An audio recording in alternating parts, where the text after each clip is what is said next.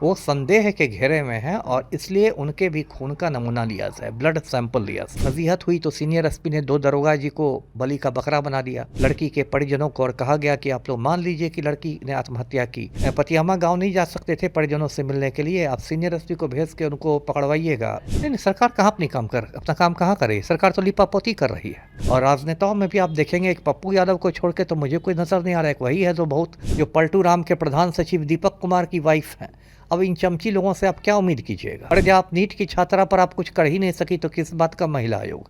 इसको तो भंग कर देना चाहिए। नीलम अग्रवाल के बारे में तो कहते हैं कि इसको चित्रगुप्त नगर थाना में रोका गया था, लेकिन किसी बीजेपी के एमएलए ने फोन करके उसको छुड़वा दिया। जिस फुर्ती के साथ और जिस मजबूती के साथ पूरे मामले की लीपापोती हो रही है, वो किसी आम आदमी के लिए नहीं हो सकती है। दे रहे हैं, आपको डर नहीं लग रहा कि आपकी गिरफ्तारी हो सकती है? क्योंकि डायरेक्ट आप उंगली उठा रहे हैं। मैं जेल जाने के लिए तैयार हूँ, मैं शहीद होने के लिए तैयार हूँ।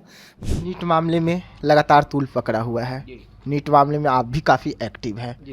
जो आपको जानकारी मिल रही है वो तो जो जांच एजेंसियां थी उससे भी फास्ट जानकारी आपको मिल रही है। आपने पहले कहा कि सीएम नीतीश कुमार के घर में अपराधी हैं, जिन्होंने बलात्कार किया वो बलात्कारी नीतीश कुमार के घर में है। अब आप कह रहे हैं कि निशांत ही है।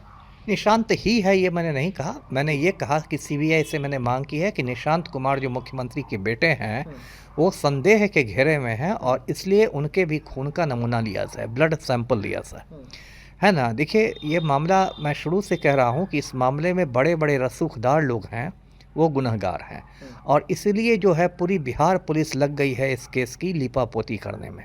आपने देखा होगा, दर्शक जानते हैं कैसे पहले दिन से इसकी लीपापोती हो रही है। जैसे शुरू में ही एएसपी और सीनियर एसपी दोनों ने कह दिया कि लड़की ने नींद की गोलियां खाकर आत्महत्या की है। उन लोगों ने पोस्टमार्टम रिपोर्ट का भी इंतज़ार नहीं किया। जब पोस्टमार्टम रिपोर्ट आई पीएमसीएच से तब कहा गया कि लड़की के साथ यौन हिंसा हुई है। तब एसआईटी का गठन हुआ, एसआईटी भी टाइम पास करती रही। फिर एफएसएल की रिपोर्ट आई, विधि विज्ञान प्रयोगशाला की रिपोर्ट। उसमें कहा गया कि लड़की के कपड़ों पर पुरुष के शुक्राणु हैं, मेल स्पर्म है। उसके बाद फजीहत हुई तो सीनियर एसपी ने 2 दरोगा जी को बलि का बकरा बना दिया। रोशनी कुमारी और हेमंत झा को सस्पेंड कर दिया गया, जबकि गलती तो सीनियर एसपी के स्तर से भी हुई थी। उसके बाद देखिए 2-3 दिन पहले बहुत पटना में ड्रामा हुआ, हाई लेवल ड्रामा हुआ। डीजीपी के आवास में बुलाया गया लड़की के परिजनों को और कहा गया कि आप लोग मान लीजिए कि लड़की ने आत्महत्या की। फिर उसके परिजन नाराज़ होकर जहानाबाद लौटने लगे तो सीनियर एसपी कार्तिकेय शर्मा जाके बेउर जेल के पास उनको घेरते हैं, कहते हैं कि चलिए मंत्री जी से मिलने के लिए, सम्राट चौधरी के लिए। ये क्या मजाक है? क्या मंत्री जी पतियामा जाके नहीं मिल सकते थे परिजनों से?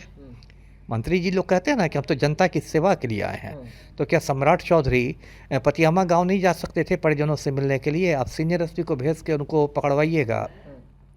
खैर परिजन नहीं माने तो उन्होंने मुलाकात नहीं की और सरकार पर दबाव बढ़ता जा रहा था, क्योंकि कल 2 फरवरी से विधानसभा का सत्र शुरू होने वाला था। तो उसके एक दिन पहले सरकार ने ऐलान कर दिया कि हमने सीबीआई जांच की अनुशंसा कर दी है। तो औपचारिक रूप से तो अभी सीबीआई ने भी केस नहीं लिया है, 1-2 रोज में संभवतः ले ले, लेकिन सीबीआई भी अब बहुत ज़्यादा नहीं करेगी, क्योंकि एसआईटी ने मतलब लगभग सारे सबूत को मिटा दिया है, नष्ट कर दिया है। तो सीबीआई भी 1 साल तक टाइम पास करेगी, उसके बाद इस मामले को एक धीरे से बंद कर दिया जाएगा। तब तक लोग 1 साल में मामला भूल भी जाएंगे। तो ये बहुत दुख की बात है, लेकिन फिर भी मैं जंग लड़ता रहूँगा उस लड़की को इंसाफ दिलाने के लिए। जी आज जहानाबाद में लगभग 20,000 जो लोग हैं न्याय मार्च निकाले हुए हैं। पप्पू यादव भी इसमें शामिल हो रहे हैं शाम को 4 बजे। क्या लग रहा है कि जिस तरीके से पप्पू यादव इस मुद्दे को उठाए हैं, आप उठाए हुए हैं, बाकी बिहार की जनता उठाई है, सरकार में प्रेशर नहीं है? सरकार तो अपना काम कर रहा है ना, तो उंगली क्यों उठाना? नहीं, सरकार कहाँ अपना काम कहाँ करे? सरकार तो लिपापोती कर रही है, लिपापोती हो रही है ना। पहले दिन से मुख्यमंत्री का एक बयान भी आया है पलटू राम का। इतनी बड़ी घटना बिहार में हुई, इतना बड़ा कांड हुआ, पूरा बिहार हिल गया है। पटना के गर्ल्स हॉस्टल सब खाली होने लगे हैं, लोग अपने लड़कियों को हटा के वापस लेने लगे हैं गांव में, शहरों में। पलटू राम का एक बयान नहीं आना चाहिए था मुख्यमंत्री का? इस पर एक बयान भी आया है। परिजनों का आंसू पोंछने भी वो गए हैं। अनंत सिंह को जुकाम हो जाए तो पलटू राम खुद नाक पोंछने के लिए पहुंच जाएंगे बेउर जेल। इस मामले में उन्होंने कुछ कहा है तो संवेदनहीनता की पराकाष्ठा हो गई। और सरकार लीपापोती कर रही है, सरकार काम कहाँ कर रही है। और राजनेताओं में भी आप देखेंगे एक पप्पू यादव को छोड़ के तो मुझे कोई नज़र नहीं आ रहा है, वही है जो बहुत मुखरता से बोल रहे हैं। तेजस्वी को जो मुखरता दिखानी चाहिए थी वो नहीं दिखा रहे हैं, थोड़ा बहुत प्रशांत किशोर ने इस पर किया, बाकी लोग तो लगता है एकदम मौनी बाबा बन गए हैं। और सबसे शर्म तो आनी चाहिए बिहार राज्य महिला आयोग को, इनको तो मैं चुल्लू भर पानी भेजूंगा कि आप लोग इसमें डूब मरिए। बिहार राज्य महिला आयोग जो है, जिसका काम ही है महिलाओं को इंसाफ दिलाना, उसमें एक भी अब तक उसका बयान आया है, एक भी पहल हुई है? घटनास्थल पर गई भी क्या महिला आयोग की टीम? नहीं गई। क्यों नहीं गई? क्योंकि सबको पता है कि बड़े बड़े वीआईपी लोग इसमें गुनहगार हैं। महिला आयोग में चमची लोग बैठी हुई हैं, एक रश्मि रेखा सिन्हा बैठी हुई हैं, जो पलटू राम के प्रधान सचिव दीपक कुमार की वाइफ हैं। अब इन चमची लोगों से आप क्या उम्मीद कीजिएगा? ये लोग सिर्फ दुबक के बैठी हुई हैं और बस जनता के पैसे से लाख 2 लाख रुपया महीना उठा रही हैं, गाड़ी घोड़ा लेके घूम रही हैं। बिहार राज्य महिला आयोग, अरे जब आप नीट की छात्रा पर आप कुछ कर ही नहीं सकी तो किस बात का महिला आयोग? इसको तो भंग कर देना चाहिए। जी, पहले आपने कहा कि नीतीश कुमार के आवास में जो रेफिस्ट है वो छुपे हुए हैं। एसआईटी की टीम जो है नीतीश कुमार के आवास पर छापा मारे, मिल जाएंगे अपराधी। अब आप कह रहे हैं कि निशांत की नमूना को ले, ब्लड ले और उनका सैंपल से जांच कराया जाए जो लड़की के अंडरगारमेंट्स में मिले हैं। प्राणों के डीएनए उससे मैच कराया जाए, बिल्कुल। क्योंकि देखिए लगभग 15-16 लोगों का ब्लड सैंपल तो लिया था एसआईटी ने, संदेह के आधार पर ही, वो तो कोई मैच नहीं किया, सारा निगेटिव रिपोर्ट आ गई। तो अब ये तो संदेह में घिरे में। देखिए इसमें बहुत सारी बातें हैं, बहुत सारा, मैं गिनाने लगूँ तो बहुत झोल है एसआईटी के इन्वेस्टिगेशन में। अब तक देखिए मनीष रंजन को रिमांड पर लेके पूछताछ नहीं हुई, जो मकान मालिक है शंभू गर्ल्स हॉस्टल का, है ना। ये सब मोटी बातें हैं, है ना, उसको नहीं। अब तक देखिए जो नीलम अग्रवाल है, जो शंभू गर्ल्स हॉस्टल की संचालिका थी, वो और उसका बेटा अंशु अग्रवाल दोनों पुलिस के गिरफ्त से बाहर है। नीलम अग्रवाल के बारे में तो कहते हैं कि उसको चित्रगुप्त नगर थाना में रोका गया था, लेकिन किसी बीजेपी के एमएलए ने फ़ोन करके उसको छुड़वा दिया, है ना। एक देखिए बार बार एक फॉर्च्यूनर गाड़ी की चर्चा होती है कि एक फॉर्च्यूनर गाड़ी लगी रहती थी रात में शंभू गर्ल्स हॉस्टल के सामने, है ना।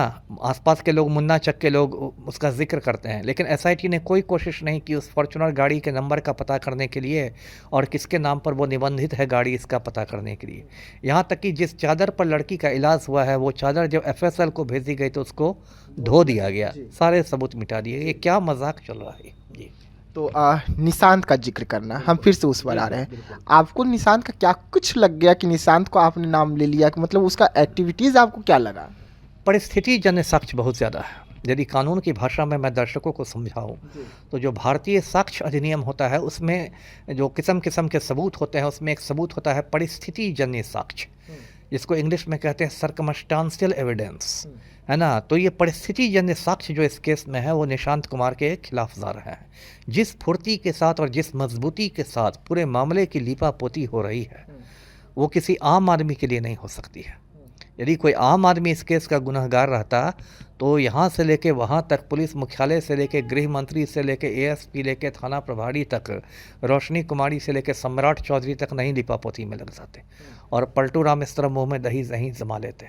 परिस्थिति जन्य साक्ष्य बहुत ज़्यादा मजबूत है निशांत कुमार के खिलाफ, इसलिए मैं मांग कर रहा हूँ जी। निशांत को लेके कहा जा रहा है कि वो अगला उत्तराधिकारी होंगे नीतीश कुमार का, और आप कह रहे हैं कि वो रेपिस्ट हो सकते हैं, अगर जांच हो अच्छे से तो हो सकते हैं। क्यों नहीं हो सकता है, क्यों नहीं हो सकता है? उत्तराधिकारी होंगे, ये तो राजनीतिक मामला है, इससे मेरा क्या मतलब है। नीतीश कुमार देखिए जो हमेशा परिवारवाद के विरोध में ओजस्वी भाषण देते रहे हैं, परिवारवाद के मुद्दे पर राहुल गांधी को घेरते रहे हैं, तेजस्वी को घेरते रहे हैं, अब खुद इस मुद्दे पर भी पलटी मार रहे हैं, नाम ही है पलटू राम। तो और अपने बेटे को मार्च महीने में लॉन्च करने की तैयारी कर रहे हैं, है ना। तो ये तो एक राजनीतिक चीज़ है। बिहार में जितना जातिवाद है, जितना ये है, नीतीश कुमार ने पहले ही से मन बना लिया था कि कोई कुर्मी ही मेरा उत्तराधिकारी होगा। शुरू में वो आरसीपीसी नाम के कुर्मी को अपना उत्तराधिकारी बनाना चाहते थे, बाद में वो मनीष वर्मा नाम के कुर्मी को उत्तराधिकारी बनाना चाहते थे, बाद में उनको अपने ही घर में कुर्मी मिल गया। तो ये तो जो जातिवाद परिवारवाद है बिहार का, उसके तहत उनकी ताजपोशी होगी, अगर होगी तो निशांत कुमार की। तो आपको डर नहीं लग रहा है?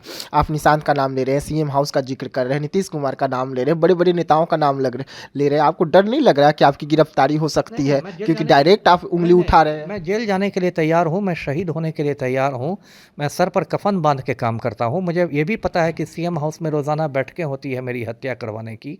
मैंने 2-3 साल पहले ही पटना की सीजेएम कोर्ट में एक इन्फॉर्मेटरी पिटीशन डाल दिया है और उसमें लिखा है कि मेरे साथ यदि कोई भी अप्रिय घटना होती है तो उसके लिए पलटू राम और अनंत सिंह लोग जिम्मेदार पाए जाएंगे। तो मैं नहीं डरता। यदि मेरी हत्या भी हो जाती है तो मेरा भूत माफिया का पीछा करेगा। मतलब नीतीश कुमार का आप इतना आसानी से पीछा नहीं नहीं छोड़ेंगे। नहीं, मैं माफिया का पीछा नहीं छोड़ूंगा। पलटू राम हो, अनंत सिंह हो या कोई हो, मेरी हत्या करवा दी जाती है तो मेरा भूत इनका पीछा करेगा जी। चलिए, आईपीएस अधिकारी हैं अमिताभ दास जी हैं। जिस तरीके से नीट मामला जो है लगातार तूल पकड़ा हुआ है, अब उसमें कई अहम रोल जो है ये अदा कर रहे हैं। ये कह रहे हैं कि नीतीश कुमार के बेटे की जांच अच्छे तरीके से हो, उनसे पूछताछ हो, कुछ बड़े खुलासे हो सकते हैं। वहीं पर जिस तरीके से अनंत सिंह आज जेल से बाहर आए, शपथ लिए, उसको लेकर भी इन्होंने कई राजें खोली है। तो ऐसे तमाम खबरों के लिए रहिएगा हमारे साथ, दीजिएगा इजाज़त, धन्यवाद।